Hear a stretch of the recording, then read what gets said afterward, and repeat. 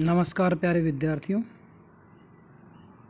BA part second विषय संस्कृत अभिज्ञान शाकुंतलम के प्रथम अंक का हम अध्ययन कर रहे थे। प्रथम अंक में हम राजा दुष्यंत और सारथी के साथ राजा दुष्यंत एक हिरण के पीछे शिकार के लिए दौड़ रहे हैं।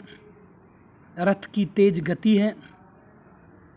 उस समय रथ के वेग के कारण जो वस्तु छोटी सी दिखाई पड़ती है वह अकस्मात बड़ी हो जाती है और जो वस्तु बीच में से कटी हुई प्रतीत होती है वो जोड़ दी गई सी लगती है। जो वस्तु स्वभावतः टेढ़ी है वो नेत्रों को सीधी जान पड़ती है। इसलिए क्षण भर के लिए भी कोई वस्तु न तो मेरे से दूर रह पाती है और न ही पास ही रह पाती है। अब इसके आगे हम आज पढ़ेंगे नेपथ्य।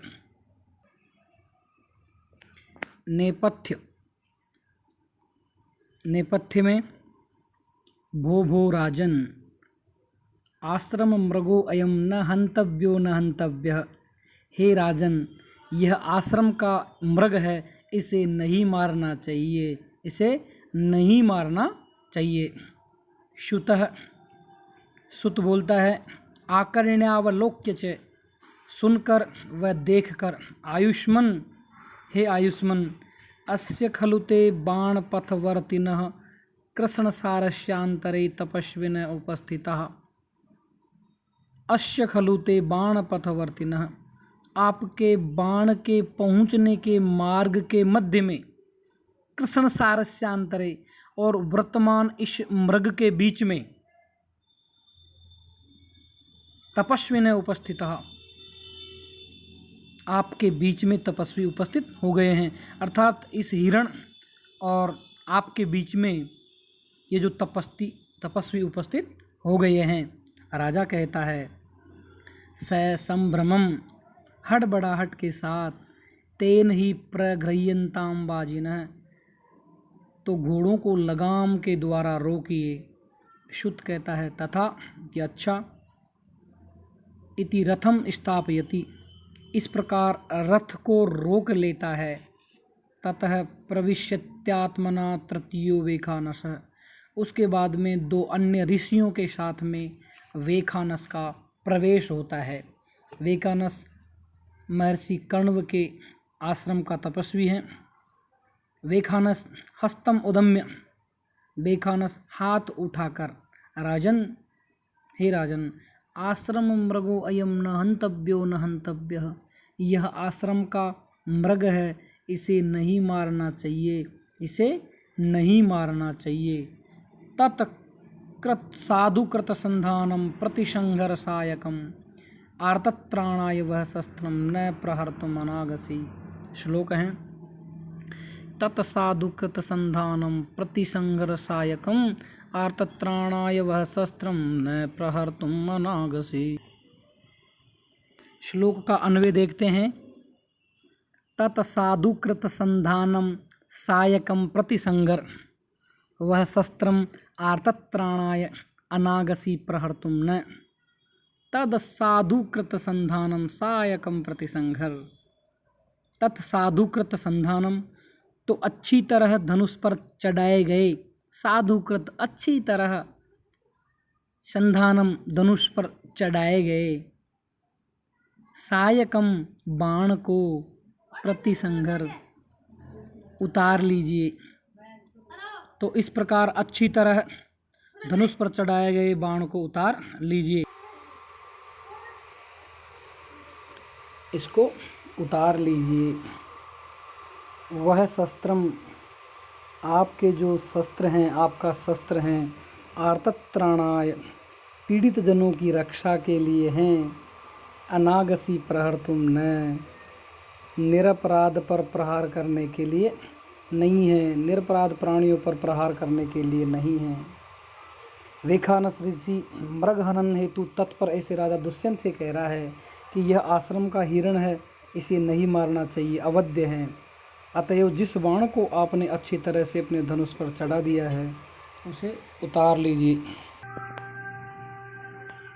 क्योंकि आप जैसे वीर योद्धा क्षत्रियों का यह शस्त्र तो पीड़ित प्राणियों की रक्षा करने हेतु होता है, न कि मृग जैसे निरपराध प्राणियों पर बिना किसी कारक के प्रहार करने हेतु होता है। अतः निरपराध ऐसे इस हिरण पर बाण मत चलाइए। इस श्लोक में तत्साधुकृत संधानम प्रतिसंघर्षायकम आर्तत्राणाय वह शस्त्रम न प्रहर्तुम मनागसी। इस श्लोक में अनुष्टुप छंद है। अनुष्टुप छंद का लक्षण है श्लोके षष्ठम गुरुर्गेयम सर्वत्र लघु पंचमम द्विचतुष्पादयोरिस्वम सप्तमम दीर्घम अन्यो। और इस श्लोक में काव्यलिंग अलंकार है जिसका लक्षण है हेतुर वाक्य पदार्थत्वे काव्यलिंगम उदाहृतम। आइए हम आगे देखते हैं श्लोक में आई हुई व्याकरणात्मक टिप्पणी। व्याकरणात्मक टिप्पणी के अंतर्गत साधुकृत संधानम, साधुकृतम संधानम यस्य तत् बहुब्रीहि, इसके अंदर बहुब्रीहि समास है। प्रतिसंघर प्रति उपसर्ग पूर्वकात् प्लस सम प्लस हरि प्लस अच। आर्तत्राणाय आर्तानाम त्राणाय इति आर्तत्राणाय षष्ठी तत्पुरुष समास। प्रहर्तुम प्रहरि और तुमन प्रत्यय प्रहर्तुम। अनागसी न आगस इति अनागस तस्मिन् नए तत्पुरुष। नेपथ्य, नेपथ्य का अर्थ मुख्य है, नेपथ्य का अर्थ है मुख्य पर्दा, अर्थात मुख्य पर्दे के भीतर से जो बात कही जाती है उसकी सूचना नेपथ्य में कहकर दी जाती है। आगे बढ़ते हैं। राजा एष प्रतिसंघर्तः, राजा बोलता है कि यह बाण उतार लिया। इति यथोक्तम करोति, यह कहकर बाण उतार लेता है। वेखानस, वेखानस बोलता है सदृशम एतत् पुरुवंश प्रदीपस्य भवतः।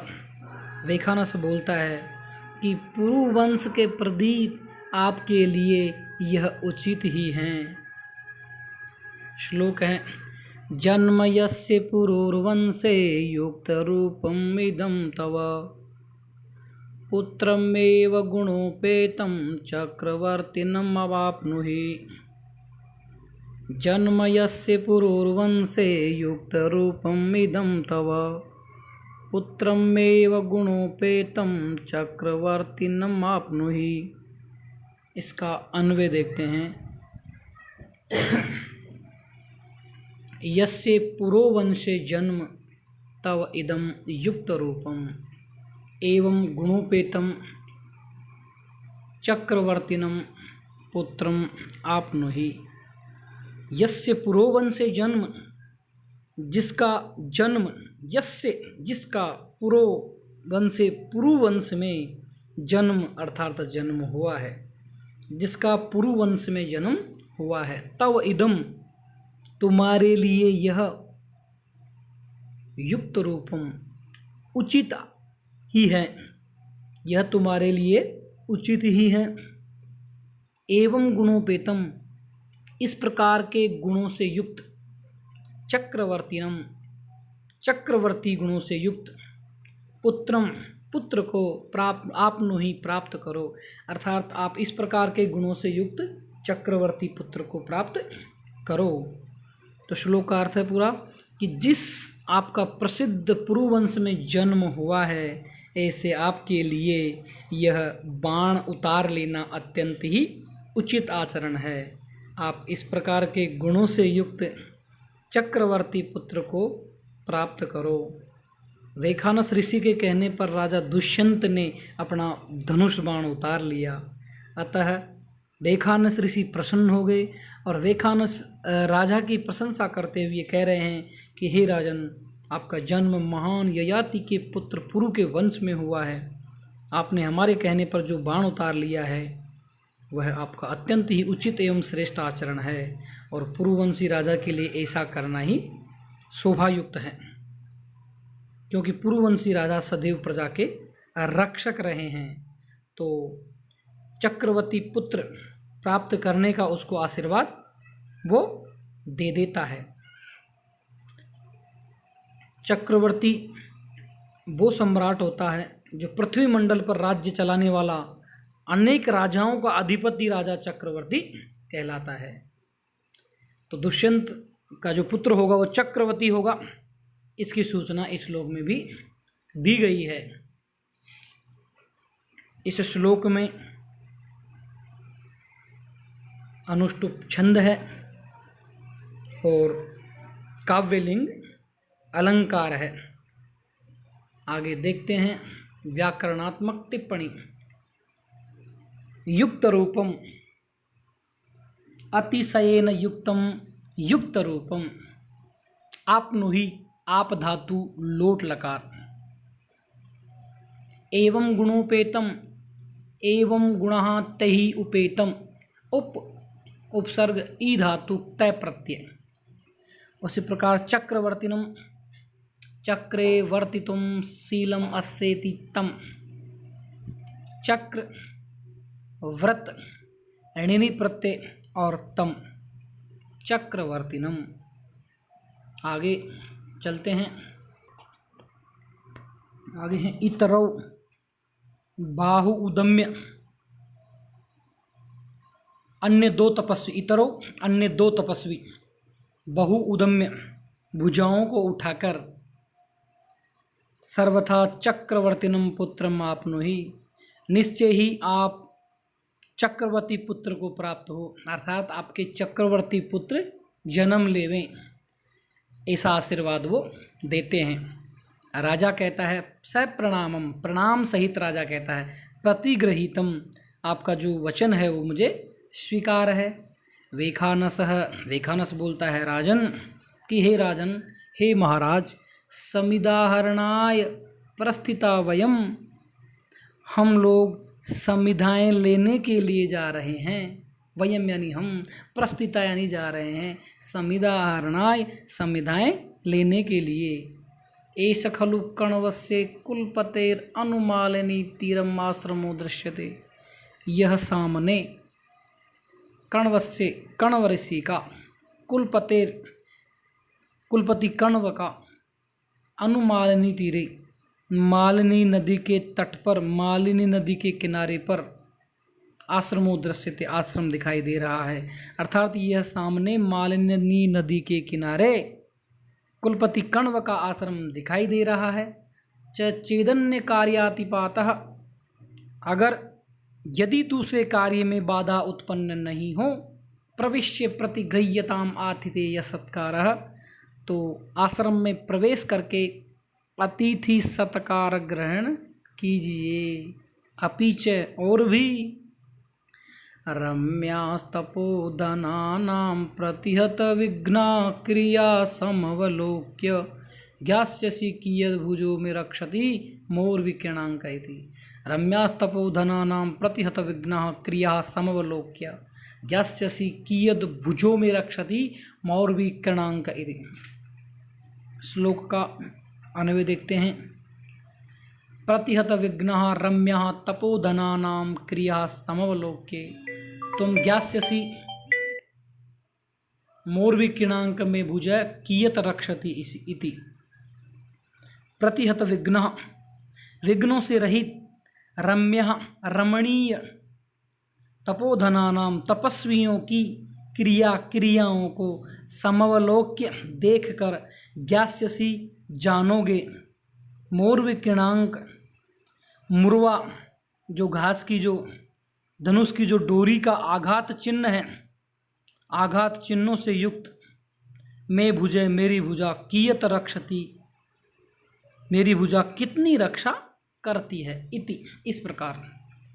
अर्थात तपस्वियों की विघ्न रहित तथा रमणीय क्रियाओं को देखकर आप यह जानेंगे कि धनुष की डोरी के आघात चिन्हों से अलंकृत मेरी भुजा अपनी प्रजा की कितनी रक्षा करती है। वेखानस राजा दुष्यंत से कह रहा है कि हे राजन, आपको कण्व ऋषि के आश्रम में प्रवेश कर अतिथि सत्कार ग्रहण करना चाहिए। इसके अतिरिक्त हे राजन, आप वहाँ यह भी देखेंगे कि आपके शासन के अंतर्गत तपस्वी जो हैं वो विघ्न रहित यज्ञ क्रियादि करते हैं या नहीं करते हैं। और इन तपस्वियों की रमणीय क्रियाओं को देखकर आपको यह भी संतोष होगा कि प्रत्यंचा के आघात के चिन्हों से सुशोभित मेरी जो भुजा है इन तपस्वियों की या अपनी प्रजा की कहाँ तक रक्षा करने में समर्थ है।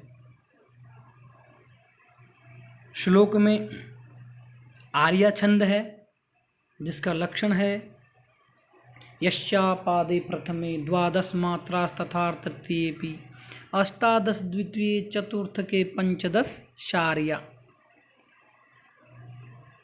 इस श्लोक में आई एक है मोरवी, अर्थात प्राचीन काल में मुरवा नामक घास से धनुष की डोरी बनाई जाती थी।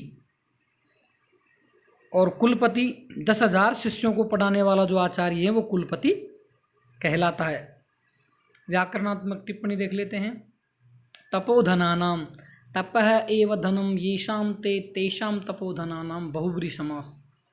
तप ही है धन जिनका, प्रतिहत विघ्नः प्रतिहतः विघ्नः यासाम तः बहुव्रीहि समास है इसमें। और प्रति हन धातु त प्रत्यय विघ्न वी उपसर्ग पूर्वकात् हन धातु त प्रत्यय विघ्न प्रतिहत विघ्न समवलोक्य सम उपसर्ग पूर्वकात् अव प्लस तुक प्लस ल्यप प्रत्यय मोर्वि किणांकः मुर्व्यः किणः स एव अंकः यस्य सः बहुव्रीहि समास है। इस प्रकार आज बस इतना ही।